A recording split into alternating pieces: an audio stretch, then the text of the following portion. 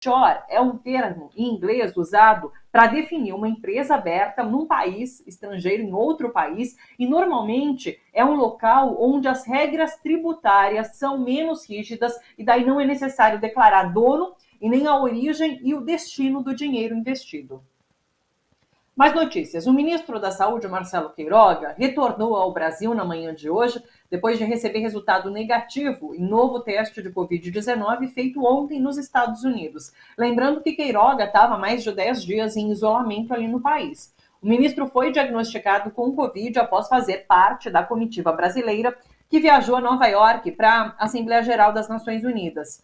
Ao todo, 4 pessoas, entre 18 dessa comitiva, testaram positivo para a Covid. E o Brasil foi destaque na capa do maior jornal britânico, The Guardian. O motivo? A fome no país. Pois é, a reportagem intitulada Clamor no Brasil por foto de pessoas vasculhando carcaças de animais. Essa reportagem e essa foto repercutiram a volta da fome e a intensificação da pobreza na nação governada por Jair Bolsonaro. A matéria destaca ainda que 19 milhões de brasileiros passaram a ter fome desde o início da pandemia da Covid no Brasil, que já matou 600 mil pessoas. A gente chega a esse número, inclusive, deve chegar a esse número, 600 mil mortes pela Covid aqui no Brasil, nessa semana. E a fome foi um dos motivos que levou milhares de pessoas às ruas em todo o Brasil neste sábado, 2 de outubro, nos atos contra o governo Bolsonaro. Na Avenida Paulista, em São Paulo, o ato tomou 10 quarteirões. Outras capitais também registraram manifestações. Vamos dar uma olhada.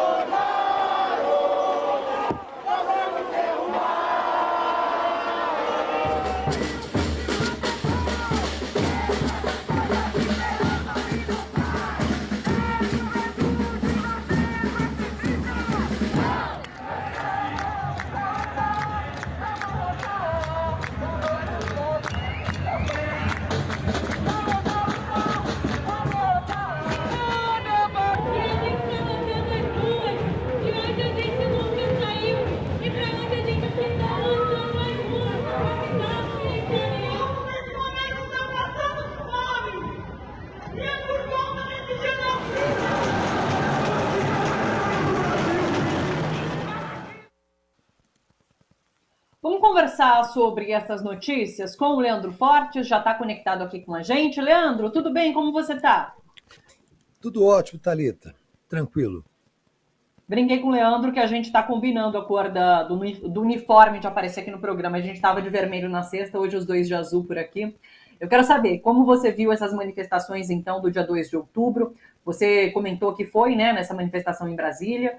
Eu quero a sua opinião. O que significam os números, o que significa essa movimentação e o que significa agora a curto prazo, o que serão essas próximas manifestações depois desse 2 de outubro?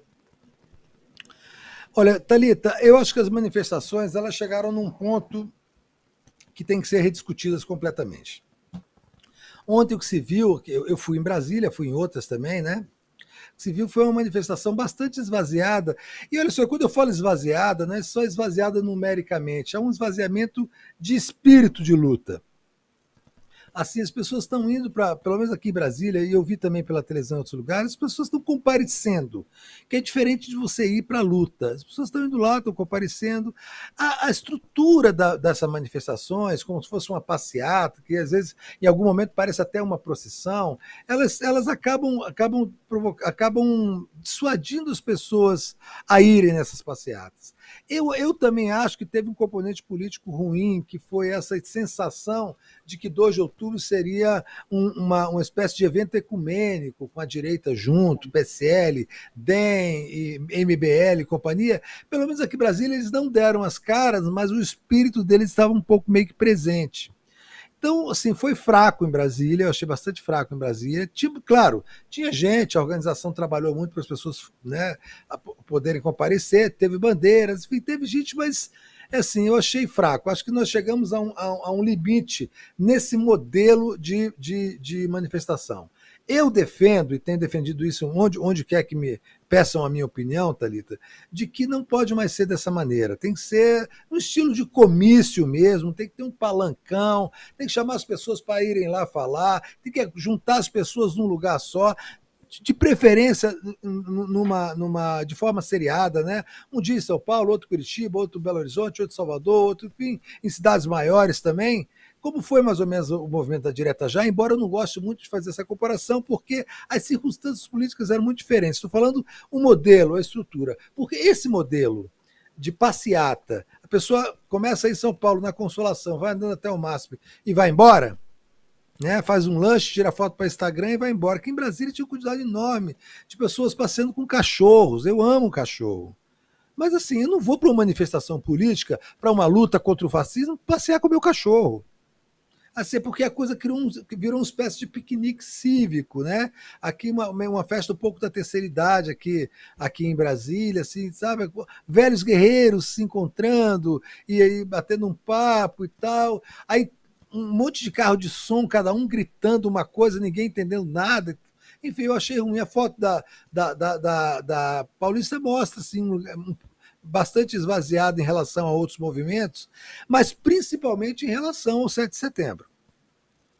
A gente não pode cair, Thaíta, na autonegação. Para poder vencer uma luta, você tem que saber exatamente se debruçar sobre os fatos concretos e não ficar negando a realidade. O Bolsonaro, maluco, boca podre, psicopata, colocou na Paulista 125 mil pessoas. Aí ontem, a polícia falou 8 mil pessoas, mas isso é deboche da PM do Dória, obviamente. Tinha muito mais que 8 mil pessoas. Mas botei 40, 30 mil pessoas em relação ao que um sujeito que é psicopata, doente, tem aquela boca podre e colocou, é muito pouco. A meu ver, isso significa o seguinte, que nós aparecemos com maioria nas pesquisas, né? Isso o Breno Altman falou, explicou uma coisa muito interessante hoje comigo de manhã no meu programa lá no DCM. Aqui, o povo brasileiro se acostumou a fazer a luta política somente nas eleições, só do período eleitoral, só usando o voto, e não mais de ir para a rua defender os seus interesses. E o outro que se sente ameaçado e tem uma base pequena, barulhenta e amplamente fanatizada, consegue levar as pessoas mais para as ruas. Então, eu acho que para sair desse xadrez, desse checkmate ou dessa sinuca de bico, como queira, é preciso modificar a organização dessas manifestações, acabar com esse ritmo de passeata, de procissão, né? Estabelecer um momento político certo. Você imagina você chamar o presidente Lula para fazer um discurso na Praça da Sé, quantas pessoas vão? E outra coisa, manifestação nas ruas, ela tem que atrapalhar alguma coisa, nem que seja o trânsito.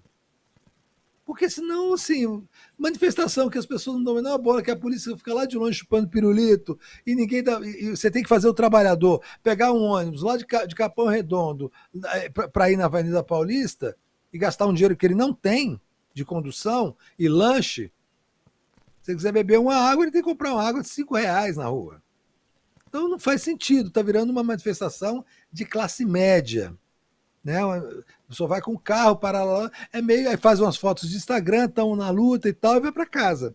A gente não precisa disso e isso não vai derrubar ninguém, muito menos o Bolsonaro.